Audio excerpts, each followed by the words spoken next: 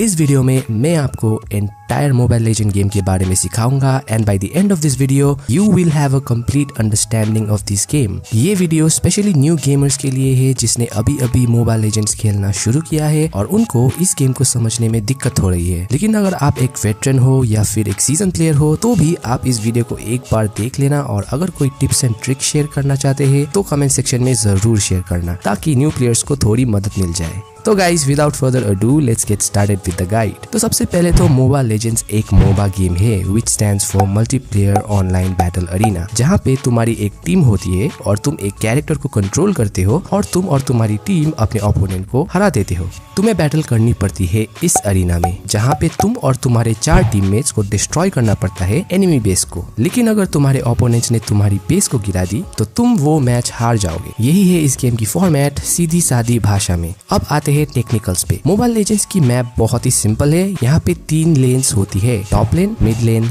And bottom lane, और इन तीनों लेन में 3 टावर खड़ा रहता है। इन टावर्स को हम बोलते हैं टर्रेट्स। टर्रेट्स एक डिफेंसिव टावर के जैसा काम करता है। अगर तुम इसके रेंज के अंदर गए तो वो टर्रेट तुमको अटैक करती है। रेंज से बाहर जाओ तो वो अपने आप स्टॉप हो जाती है। और भाई टर्रेट्स बहुत डैमेज देता है, ठीक है, तो इसको कैसे गिराया जाए। तो यहाँ पे भाई आता है मिनियंस। अभी ये वाला नहीं, ये वाला। मिनियन वेव्स एवरी 30 सेकेंड्स में स्पॉन होती है और first minion wave 10th second में स्पॉन होती है और ये मिनियंस तीनों ही लेन्स में आगे बढ़ता है। और क्योंकि एनिमी टीम की भी मिनियंस होती है तो ज्यादातर तुम्हारी और एनिमी टीम्स की मिनियंस कुछ इस तरह इंटरसेक्ट होती है। तुम्हारा मिनियंस का काम है तुम्हारी एनिमीज को अटैक करना, which includes enemy heroes, enemy minions, turrets and of course enemy base। और एक चीज याद रखना, minions लेन में ही ट्रैवल करता है। Well, unless you do some crazy shit like this। minions को मार के तुम resources कलेक्ट कर सकते हो जैसे कि gold and experience। Now let's come back to our first problem। Turret को कैसे गिराया जाए।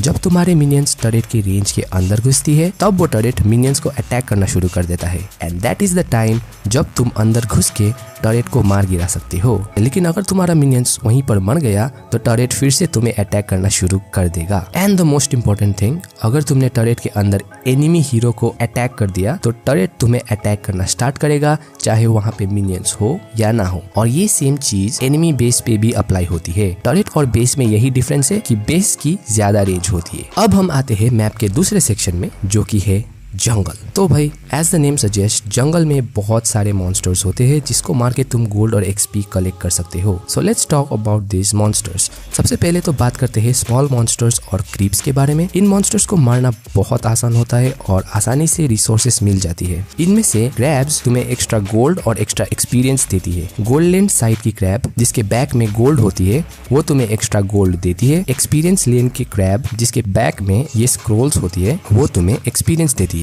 एंड द नेक्स्ट मॉन्स्टर है हमारा पोकेमॉन या फिर बल्बासौर, बट इसका ऑफिशियल नाम है लिथो वंडरर। ये तुम्हें मिल जाएगी मिड लेन की रिवर एरिया में। ये चुटकू अपनी ही धुन में वॉक करता रहता है और ये भाई साहब किसी को भी अटैक नहीं करता है। लिथो को मारने से वो तुम्हारा पर्सनल पोकेमॉन बन जाता है जो तुम्हें कुछ टाइम के लिए रिवर एरिया में एक्स्ट्रा मूवमेंट स्पीड देती है। और उसी टाइम एक दूसरा पोकेमॉन स्टोन रोमर वहाँ पे स्पॉन होती है। स्टोन रोमर का काम होता है तुम्हारी टीममेट्स को विजन देना। अगर कोई भी एनिमी स्टोन रोमर के विजन पे आ गया तो वो एनिमी की लोकेशन मैप पे रिवील होती है। Now let's come to the elite creeps. यहाँ पे 2 मॉन्स्टर्स होती है, Molten Friend and Thunder Fenrir. आसान भाषा में कहूँ तो red buff and blue buff. Molten फिend को मार के तुम्हें रेड बफ मिलती है। रेड बफ कुछ टाइम के लिए तुम्हारे हीरोज की डैमेज को इंक्रीज कर देती है। इस बफ से तुम्हारे जंगलर्स को अर्ली गेम में बहुत बूस्ट मिलती है in terms of damage and let game में तुम्हारे मार्क्समैन वो इस रेड बफ को लेके अपनी बेसिक अटैक्स को और भी पावरफुल बना सकता है। On the other hand blue buff तुम्हें cool down reduction, mana cost reduction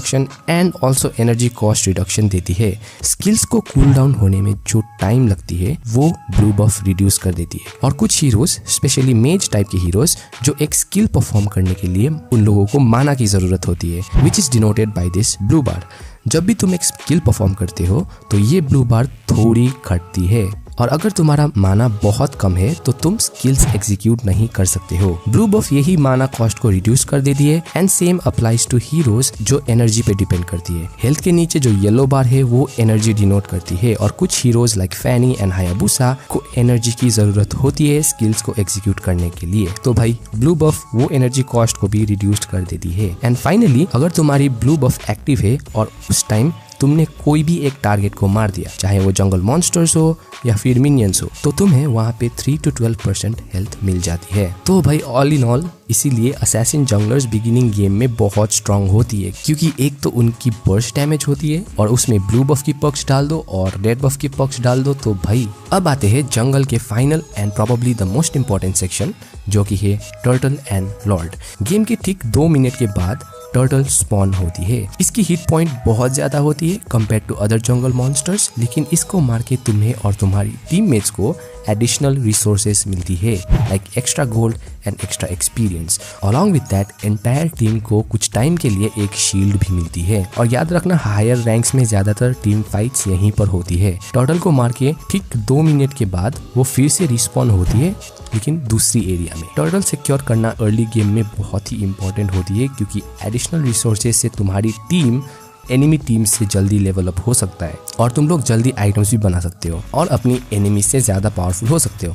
अब जब गेम 8th मिनट में पहुंच जाती है तो टर्टल की जगह लॉर्ड स्पॉन होती है। लॉर्ड मोबाइल लेजेंड्स की सबसे पावरफुल मॉन्स्टर है और इसको तुम अकेले नहीं मार सकते। सच्ची बता रहा हूँ, अकेले बिल्कुल भी मत जाना, तुम्हें टीममेट्स की जरूरत होती है इसको मारने के लिए। लॉर्ड को मारने से लॉर्ड तुम्हारा दोस्त बन जाता है और तुम्हारे साइड फाइट करता है। अलॉन्ग विद दैट लॉर्ड तुम्हारे मिनियंस को भी एनहांस कर देती है और भाई इस मिनियन को मारने में जो टाइम लगता है, लॉर्ड के हेल्प से तुम एनिमी टर्रेट्स को इजीली गिरा सकते हो। पुश करने की ये बेस्ट स्ट्रेटेजी है एंड लेट गेम में लॉर्ड को मारने से तुम आसानी से गेम भी जीत सकते हो। तो भाई ये तो मैंने बता दी कॉन्साइज वे में एंटायर मोबाइल लेजेंड्स की मैप के बारे में। अब हम बात करते हैं हीरोज की। मोबाइल लेजेंड्स में अभी तक 127 हीरोज है एंड फ्यूचर में और भी आएंगे। इन हीरोज को तुम 5 क्लास में डिवाइड कर सकते हो। सबसे पहला क्लास है marksman and I would highly recommend कि एज अ बिगिनर तुम इस क्लास से स्टार्ट करो। एज अ मार्क्समैन तुम्हारे पास रेंज होती है, तुम एनिमीज को दूर से मार सकते हो। मार्क्समैन की स्किल्स तुम आसानी से सीख सकते हो एंड सिंस इसकी मेन पावर बेसिक अटैक में होती है, तुम्हें उतनी ज्यादा दिक्कत नहीं होगी इनको सीखने में। अर्ली गेम में मार्क्समैन की डैमेज बहुत कम होती है और हेल्थ भी बहुत कम होती है, इसी वजह से मार्क्समैन असैसिन्स की नंबर 1 टारगेट होती है। सो अर्ली गेम में जितना हो सके सेफ खेलना। एनिमीज की टेरिटोरी में तो अकेले बिल्कुल भी मत जाना और अगर एनिमी असैसिन्स और मेजेस तुमको मारने आ रहे हो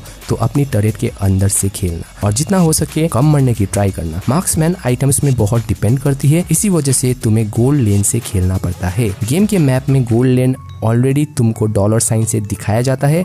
गोल्ड लेन में फार्म करने से तुम्हें एक्स्ट्रा गोल्ड मिलती है, स्पेशली फर्स्ट 5 मिनट्स में, जिससे तुम जल्दी आइटम्स बना सकते हो। मार्क्समैन शाइन करती है लेट गेम में। जब तुम्हारे 3 और 4 आइटम्स बन जाते हैं तो तुम बहुत डैमेज कर पाओगे एनिमीज को। तुम्हारी एंटायर टीम तुम पे डिपेंड करती है लेट गेम में, क्योंकि तुम्हारी सबसे हाईएस्ट डैमेज होती है और एनिमी असैसिन्स की प्रायोरिटी टारगेट तुम ही होती हो। तो बस पोजीशनिंग पे ध्यान दो और अपनी एलाइज की कंधे पे बंदूक रख के एनिमीज को ठोक दो। In short marksman heroes best होती है बिगिनर्स के लिए and I would highly recommend Layla और Miya if you are starting out. Next we have mages. Mages are really fun to play heroes. ये क्लास भी मैं बिगिनर्स को suggest करूंगा क्योंकि मेजेस भी डिस्टेंस से अटैक करती है। बेसिक अटैक तो कुछ खास काम नहीं आता, बट मेजेस आउटशाइन करती है उनकी स्किल्स में। हर एक मेज की यूनिक स्किल्स होती है। फॉर एग्जाम्पल तुम आसमान से बिजली गिरा सकते हो, सिल्वर सर्फर बन के कामेहा में हाँ कर सकते हो, फ्रोजन के एल्सा बन सकते हो। The possibilities are endless. और मेजेस मैजिकल डैमेज देती है और इसी हाई डैमेज को इंक्रीज करने के लिए तुम्हें चाहिए होती है magic items. Another thing to note is that mages की स्किल्स की कूल डाउन रिडक्शन बहुत ज्यादा होती है, so you will need some cool down reduction items as well. ज्यादातर मेजेस की क्राउड कंट्रोलिंग एबिलिटीज होती है। Crowd controlling abilities in short CC का मतलब है एनिमीज को कुछ सेकेंड्स के लिए स्लो और स्टन करना। इन क्राउड कंट्रोलिंग एबिलिटीज से तुम अपनी एलाइज की मदद कर सकते हो, टीम फाइट्स में हेल्प कर सकते हो और कभी कभी भागने में भी मदद आ सकती है। मेजेस मिड लेन से खेलनी पड़ती है और अपने लेन को संभालते हुए तुम्हें तुम्हारी एलाइज को भी मदद करनी पड़ती है। बिगिनर्स के लिए मैं यूडोरा सजेस्ट करूंगा because of her high burst damage, और भाई वेक्साना भी ट्राई करना क्योंकि मिथिक रैंक में भी वो यूज होती है because of her high damage and crowd controlling abilities. Next class है one of my personal favourite, tanks. Tank तुम्हारी टीम की डार्क हॉर्स है। Tank heroes high HP, high durability और लो डैमेज हीरोज होती है। Tank basically fights में front lines पे रहता है एंड एनिमीज की डैमेज लेता है। एज अ टैंक हीरो तुम्हारा काम है अपनी एलाइज को प्रोटेक्ट करना, specially your mazes and marksman. Her tank के पास क्राउड कंट्रोलिंग एबिलिटीज होती है जिससे तुम तुम्हारे एलाइज को किल सिक्योर करने में मदद कर सकते हो और समटाइम्स प्रोटेक्ट करने में भी मदद कर सकते हो। टीम फाइट्स में तुम्हें आगे रहना पड़ता है और एनिमीज की क्राउड कंट्रोलिंग एबिलिटीज टेक इन करनी पड़ती है ताकि तुम्हारी टीम की डैमेज डीलर्स बच जाए। एनिमी फाइटर्स एंड असैसिन्स तुम्हारे मार्क्समैन और मेजेस को हमेशा टारगेट करेगा, so you have to be the one to protect them. Tanks usually roamer की रोल प्ले करता है क्योंकि टैंक्स को ना तो आइटम्स बनाने की जल्दी है ना ही एक्सपीरियंस। तो एज अ रोमर तुम्हारा काम होता है टीममेट्स को विजन देना, specially while taking objectives like turtle and lord, enemy bushes को चेक करना और मैप पे रोटेट करते रहना। For tank heroes I would highly suggest understanding the game first. पहले मार्क्समैन और मेज लेके गेम को सीख जाओ and then you can try to play tank heroes. But I know you want. India में भाई डिफॉल्ट टैंक खेलने वाला बंदा तुम्हें सिर्फ सपनों में ही मिलेगा। बट स्टिल अगर तुम्हें दिमाग लगाने वाली गेम खेलना पसंद है या फिर कैलकुलेशन वगैरह पसंद है तो तुम ये क्लास जरूर ट्राई करना। टैंक हीरोज के लिए आई वुड सजेस्ट टाइग्रील क्योंकि टाइग्रील के तीनों ही स्किल्स में क्राउड कंट्रोलिंग एबिलिटी होती है। अब next we have the fighter class. Fighter heroes के पास both offensive and defensive capabilities होती है। ये क्लास काइंड ऑफ टैंक और असैसिन के बीच में आती है। फाइटर के पास ना ही टैंक की जितनी ड्यूरेबिलिटी होती है ना ही असैसिन जितनी हाई डैमेज, बट एक सर्टेन अमाउंट ऑफ ड्यूरेबिलिटी और डैमेज दोनों ही होती है। फाइटर्स बहुत ही इंटरेस्टिंग क्लास है क्योंकि आइटम्स की मदद से फाइटर्स के आउटपुट को तुम चेंज कर सकते हो। डिफेंसिव आइटम्स दोगे तो वो सेमी टैंक बन जाएगा, लेकिन ऑफेंसिव आइटम्स दोगे तो वो सेमी असैसिन बन जाएगा। इसी वजह से फाइटर्स की रोल बहुत ही वर्सेटाइल होती है। फाइटर्स की स्किल डैमेज यूजुअली हाई होती है, इसलिए फाइटर को एक्सपी लेन की रोल दिया जाता है जहां से अर्ली गेम में वो जल्दी से जल्दी एक्सपीरियंस गेन करके लेवल अप हो जाए और पावरफुल बन जाए। एक्सपी लेन में ज्यादातर तुम्हें 1v1 करनी पड़ती है एनिमी टीम के फाइटर के साथ। हर एक फाइटर की अपनी अपनी मोबिलिटी, डैमेज और ड्यूरेबिलिटी की ब्लेंड होती है। बिगिनर्स को मैं ये क्लास उतना ज्यादा सजेस्ट तो नहीं करूंगा, बट अगर तुम्हें गॉड ऑफ वॉर और क्रेटोस पसंद है तो भाई तुम ये क्लास ट्राई कर सकते हो। Zilong is the best beginner fighter to learn, but fighters like Roger, Alucard, Alpha भी बहुत अच्छी पिक होगी। अब भाई हम आते हैं असैसिन क्लास में। एज द नेम सजेस्ट, एक असैसिन का काम होता है एनिमीज को मारना। असैसिन के पास हाई मोबिलिटी और हाई बर्स्ट डैमेज होती है और ये दोनों एबिलिटीज से असैसिन्स एनिमीज के एरियाज में इन्फिल्ट्रेट कर सकता है और एनिमीज को मारकर भाग भी सकता है, बट ये करना आसान नहीं है। इनफैक्ट असैसिन्स की एबिलिटी तुम्हारे स्किल्स पे डायरेक्टली डिपेंड करती है क्योंकि अगर तुम्हारी असैसिन की पोजीशनिंग और स्किल्स गलत हुई तो एनिमीज तुम्हें आराम से मार देगी क्योंकि असैसिन्स की एचपी कम होती है। एक असैसिन होके तुम्हें परफेक्ट टाइम में एनिमीज को स्ट्राइक करना पड़ता है, नो सूनर नो लेटर। इसीलिए असैसिन्स को मास्टर करने में तुम्हें बहुत टाइम लगता है। असैसिन्स जंगलर का रोल निभाता है। एवरी जंगलर को रेट्रिब्यूशन स्पेल लेना पड़ता है क्योंकि उससे तुम्हें जंगल क्रीप्स और मिनियंस से extra gold and extra experience मिलती है। And of course retribution turtle और लॉर्ड सिक्योर करने में भी काम आती है। एज अ जंगलर तुम्हें कंटिन्यूसली रोटेट करना पड़ता है while killing creeps, taking red and blue buffs and also ganking enemies. ये रोल बहुत ही कॉम्प्लिकेटेड होती है और टीम फाइट्स में तुम्हें as an assassin enemy marksman और मेजेस को टारगेट करनी पड़ती है first, and to execute that requires an insane amount of skill. So beginners को असैसिन्स में बिल्कुल भी रेकमेंड नहीं करूंगा, बट अगर तुम्हें खेलना ही है तो भाई सेबर से स्टार्ट करो। And last but not the least we have support class. ये हीरोज दूसरे हीरोज को सपोर्ट देती है, जैसे कि हील्स देना, एलाइज को शील्ड देना और एनिमीज के क्राउड कंट्रोल को रोक देना। ज्यादातर सपोर्ट हीरोज के पास ना तो डैमेज होती है ना ही एचपी, बट इनकी एबिलिटी से तुम तुम्हारे एलाइज की एबिलिटीज को दुगना कर सकते हो, विच completely changes the dynamics of the team fight. एक सपोर्ट हीरो लेके तुम रोमर की रोल कर सकते हो या मिड लेन भी खेल सकते हो as long as you are supporting your teammates. Support heroes के लिए मेरा ओपिनियन 50-50 है because everything depends on the team. अगर तुम्हारी टीम यूजलेस है तो सपोर्ट खेल के कोई फायदा नहीं यार, तुम असैसिन्स क्रीड क्रू की भोजन बन जाओगे। लेकिन अगर तुम्हारी टीम में 1 या 2 प्लेयर्स अच्छी खेल रही है तो उनको सपोर्ट करके तुम गेम चेंज कर सकते हो and that feeling is super amazing. तो अगर सपोर्ट खेलना चाहते हो तो भाई राफाएला और एस्टेस से स्टार्ट करना। तो भाई ये हुई हीरोज की क्लासेस। अब बात करते हैं आइटम्स और इक्विपमेंट्स में। इस गेम में आइटम्स इतनी वास्ट टॉपिक है कि इस वीडियो में सब कुछ कवर मैं नहीं कर पाऊंगा, तो मैं शॉर्ट में तुम्हें बता देता हूँ। एज यू नो, आइटम्स तुम्हारे हीरोज को स्ट्रॉन्ग बना देती है और इन आइटम्स को तुम मैच के समय बाई कर सकते हो।